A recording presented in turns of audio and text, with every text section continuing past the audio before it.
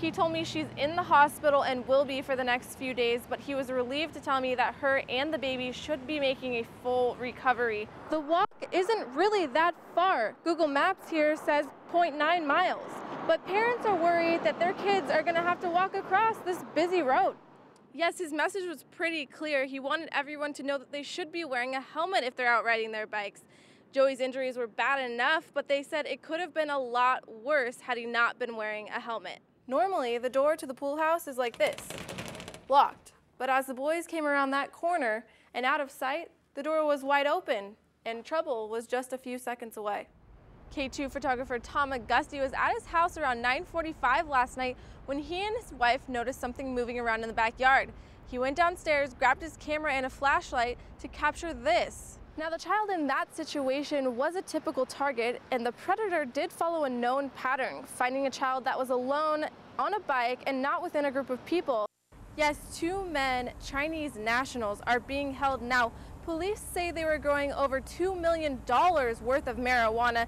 This is one of the houses that they used to do it, but neighbors say they didn't smell or see anything. It is surprising because we sit out in the backyard all the time and didn't notice anything.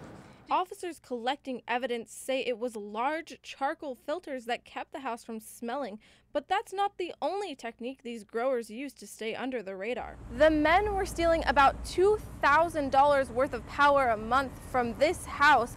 Police say this is very common in large grow operations. They have the knowledge to tap into existing lines, and not in a sense they're stealing electricity. You couldn't even tell that the power was being hijacked. Oh boy. Neighbors are glad the 2 men were caught and hope it sends a message to other criminals in the area. I think the neighborhood's going to get the reputation 119th is not a street to play with. This is our street.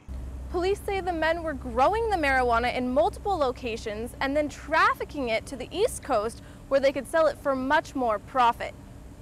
In Southeast Portland, Caitlin Balch, K2 News. It was a family dog this time, Spot, a 14-year-old Jack Russell Terrier that the family had cared for over the last 9 years. The family was grieving and didn't want to talk on camera, but neighbors say they can't believe something like this would happen in their neighborhood. That is really weird. Mountain gets pretty busy road, gets a lot of traffic. Not all of it's neighborhood traffic, so, could be anybody traveling through. The family put Spot out at night like they always had, but in the morning when they went to look for her, she was nowhere to be found. It wasn't until 9 p.m. that night that the family found Spot's remains on the north end of their Happy Valley property in some tall grass. Police say they could tell by the remains that the incident was carried out by a human, however, not necessarily on the family's property. That wasn't recovered at the scene of the remains, so we think that maybe it happened nearby and the remains were discarded back onto the property. Police say this is an isolated incident and they can't find anything similar that has happened in this area over the past year, but they are working with Clackamas police to determine if it is related to the various cat mutilations appearing over the past 2 months. Spot's family and those in the neighborhood are having a hard time understanding how someone could carry out such an awful task. I don't know for what reasons people do that stuff. As kids, we all make mistakes. We do what we do, and let's hope that's all it is, because the next step is they move on to people. Something unique in this Rainier neighborhood has caused quite a crowd. Over here, this isn't a cat, it's not a dog, it's an anteater. Get little scratches behind the ears? Yeah. Yesterday afternoon, Abraham Dreyer came across this little lady on his way home from work. He had originally just planned to take a few photos, but soon noticed that she was limping and decided to help her out. Before she knew it, Agnes the anteater had become not just a member of the family, but a star in the neighborhood. I came over to my neighbors and I was like, "You'll never guess what I found." He goes, "Bag full of money?" I go, "No, that'd be nice, but that ain't even close." Oh yeah, she's so sweet. She's been such a joy. We're very privileged to have seen her. It's probably a once-in-a-lifetime opportunity. You don't wander around in Oregon and find anteaters on the side of the road, The family says they called multiple veterinary offices, the Humane Society, and even the zoo.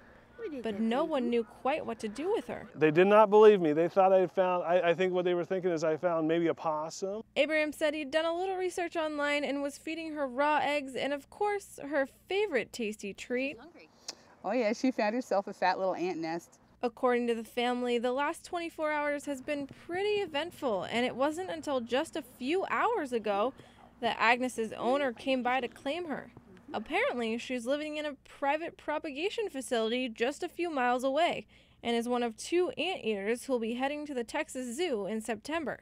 Her owner says she has no idea how she escaped, but is glad to have the tuckered out little lady back safe at home. Caitlin Balch, K2 News. How did you do that, Easton? The 2 boys are buddies, next-door neighbors, and partners in crime. Fight those bad guys! Oh no! But no one ever thought one of them would be saving the other's life. Recently, Easton and Mason were playing outside together when they headed across the street to play in another neighbor's pool. Normally, the door to the pool house is locked, but as the boys made their way up the driveway, around the corner, and out of sight, the door was wide open, and trouble was just a few seconds away. I heard just splashes of water, and it was Mason's hands. Mason had been reaching for a kickboard inside the pool when he fell in and started to sink. Turned around, I saw him. He was in the middle of the pool drowning. I just jumped in with my clothes on and got Mason. And although Mason may seem a little bashful on camera, his mom says he has learned his lesson and knows his buddy Easton truly saved him that day. But who got you out of the pool?